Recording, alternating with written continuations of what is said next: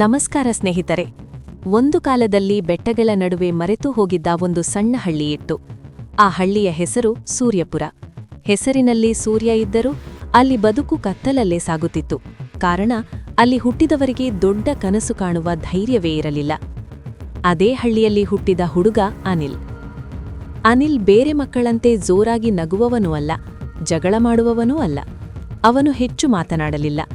ಶಾಲೆಯಲ್ಲಿ ಅವನಿಗೆ ಮೂಕ ಎಂಬ ಬಿರುದು ಬಿತ್ತು. ಶಿಕ್ಷಕರಿಗೂ ಅವನು ಅಷ್ಟು ಗಮನಕ್ಕೆ ಬಾರದವನು. ಆದರೆ ಅನಿಲ್ ಮೌನವಾಗಿದ್ದರೂ ಅವನ ಮನಸ್ಸು ಮಾತ್ರ ಶಬ್ದಗಳಿಂದ ತುಂಬಿತ್ತು. ಭಾಗ 1. ಮೌನದ ಬಾಲ್ಯ. ಅನಿಲ್ ತಂದೆ ದಿನಗೂಲಿ ಕಾರ್ಮಿಕ, ತಾಯಿ ಹೊಲದಲ್ಲಿ ಕೆಲಸ. ದಿನವೂ ಹಸಿವಿನ ಜೊತೆ ಹೋರಾಟ. ಮನೆಯಲ್ಲಿದ್ದ ಏಕೈಕ ಆಸ್ತಿ ಹಳೆಯ ರೇಡಿಯೋ. ಆ ರೇಡಿಯೋನಲ್ಲಿ ಬರುವ ಮಾತುಗಳು, ಸುದ್ದಿಗಳು, ಭಾಷಣಗಳು ಅನಿಲ್ಗೆ ಹೊಸ ಜಗತ್ತನ್ನು ತೆರೆದವು. ನಾನು ಒಮ್ಮೆ ಈ ಹಳ್ಳಿಯ ಹೊರಗಿನ ಜಗತ್ತನ್ನು ನೋಡಬೇಕು ಎಂಬ ಕನಸು ಅಲ್ಲಿ ಹುಟ್ಟಿತು. ಆದರೆ ಕನಸು ಹೇಳಲು ಯಾರೂ ಇರಲಿಲ್ಲ. ಹೇಳಿದರೆ ನಗುವವರು ಜಾಸ್ತಿ. ಹೀಗಾಗಿ ಅನಿಲ್ ತನ್ನ ಕನಸುಗಳನ್ನು ಮೌನದಲ್ಲೇ ಬೆಳೆಸಿದ. ಭಾಗ 2. ಶಾಲೆಯ ನೋವು. ಶಾಲೆಯಲ್ಲಿ ಅವನು ಯಾವಾಗಲೂ ಕೊನೆಯ ಬೆಂಚ್. ಒಂದು ದಿನ ಶಿಕ್ಷಕರು ಕೇಳಿದರು, ನೀನು ದೊಡ್ಡವನಾದ ಮೇಲೆ ಏನಾಗಬೇಕು? ಮಕ್ಕಳು ಹೇಳಿದರು, ಡಾಕ್ಟರ್, ಇಂಜಿನಿಯರ್, ಪೊಲೀಸ್. ಅನಿಲ್ ಮಾತ್ರ ಮೌನ. ಒಬ್ಬ ಹುಡುಗ ಕಿಚಾಯಿಸಿದ, ಇವನು ದೊಡ್ಡವನಾದರೂ ಮೌನವಾಗಿ ಇರ್ತಾನೆ. ಎಲ್ಲರೂ ನಗಿದರು. ಆ ನಗು ಅನಿಲ್ ಹೃದಯಕ್ಕೆ ಚೂರಿ ಹಾಯಿಸಿದಂತೆ ಆಯಿತು. ಆ ದಿನ ಅವನು ನಿರ್ಧಾರ ಮಾಡಿದ, ನಾನು ಮಾತನಾಡದೇ ಇದ್ದರೂ ನನ್ನ ಕೆಲಸ ನನ್ನ ಮಾತಾಗಬೇಕು. ಭಾಗ 3. ಸೋಲು ಮತ್ತು ಹಸಿವು. 10ನೇ ತರಗತಿ ಮುಗಿದ ಮೇಲೆ ಓದಲು ಹಣ ಇರಲಿಲ್ಲ. ಅನಿಲ್ ಹಳ್ಳಿಯ ಹೊರಗೆ ಸಣ್ಣ ಕೆಲಸಕ್ಕೆ ಹೋದ. ನಗರದಲ್ಲಿ ಅವನನ್ನು ಯಾರೂ ಗುರುತಿಸಲಿಲ್ಲ. ಹಸಿವು, ಅಪಮಾನ, ಒಂಟಿತನ ಎಲ್ಲವೂ ಅವನ ಗೆಳೆಯರಾದವು.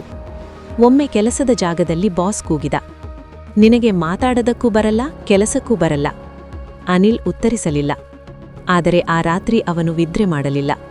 ಮೌನದಲ್ಲೇ ಒಂದು ಬೆಂಕಿ ಹೊತ್ತಿಕೊಂಡಿತು. ಭಾಗ 4. ತಿರುವಿನ ಕ್ಷಣ. ಒಂದು ದಿನ ಅವನು ಕೆಲಸ ಮಾಡುತ್ತಿದ್ದ ಜಾಗದಲ್ಲಿ ಹಳೆಯ ಪುಸ್ತಕಗಳ ರಾಶಿ ಸಿಕ್ಕಿತು. ಅಲ್ಲಿ ಒಂದು ಪುಸ್ತಕ, ಸೋಲು ನಿಮ್ಮ ಗುರು ಆಗಬಹುದು. ಅನಿಲ್ ದಿನವೂ ರಾತ್ರಿ ಓದಲು ಶುರು ಮಾಡಿದ. ಪದಪದವಾಗಿಯಲ್ಲ, ಅರ್ಥವಾಗಿ. ಅವನು ಕಲಿತದ್ದು, ಸೋಲು ಕೊನೆಯಲ್ಲ, ಮೌನ ದುರ್ಬಲತೆಯಲ್ಲ, ಶ್ರಮ ನಿಧಾನವಾದರೂ ಶಾಶ್ವತ. ಅನಿಲ್ ರಾತ್ರಿ ಕೆಲಸ, ಹಗಲು ಕಲಿಕೆ. ಯಾರಿಗೂ ಹೇಳದೆ ಒಂದು ಗುರಿ. ವರ್ಷಗಳ ನಂತರ ಅವನು ಒಂದು ಸಣ್ಣ ಐಡಿಯಾ ಮೇಲೆ ಕೆಲಸ ಮಾಡಿದ. ಹಳ್ಳಿಗಳಲ್ಲಿ ಕೆಲಸ ಮಾಡುವ ಯುವಕರಿಗೆ ಉಪಯೋಗವಾಗುವ ಒಂದು ಸರಳ ತಂತ್ರಜ್ಞಾನ ಪರಿಹಾರ. ಯಾರೂ ನಂಬಲಿಲ್ಲ. ಹೂಡಿಕೆದಾರರು ತಿರಸ್ಕರಿಸಿದರು. ಒಬ್ಬನು ಹೇಳಿದ, ನೀನು ಮಾತನಾಡಲಾರದೆ ನಾಯಕನಾಗೋದು ಹೇಗೆ?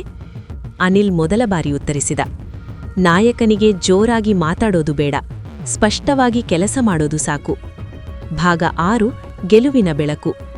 ಅನಿಲ್ ಯೋಜನೆ ನಿಧಾನವಾಗಿ ಯಶಸ್ಸು ಕಂಡಿತು. ಹಳ್ಳಿಗಳಲ್ಲಿ ಕೆಲಸ ಸಿಕ್ಕಿತು. ಬದುಕು ಬದಲಾಯಿತು. ಒಂದು ದಿನ ಅವನು ತನ್ನ ಹಳ್ಳಿಗೆ ಹಿಂದಿರುಗಿದ. ಅದೇ ಶಾಲೆ, ಅದೇ ಮೈದಾನ. ಇಂದು ಅವನು ಅತಿಥಿ. ಶಿಕ್ಷಕರು ಕೇಳಿದರು, ನೀನು ಇಷ್ಟು ದೂರ ಬಂದದ್ದು ಹೇಗೆ? ಅನಿಲ್ ನಗುತ್ತಾ ಹೇಳಿದ, ನಾನು ಮೌನವಾಗಿದ್ದೆ.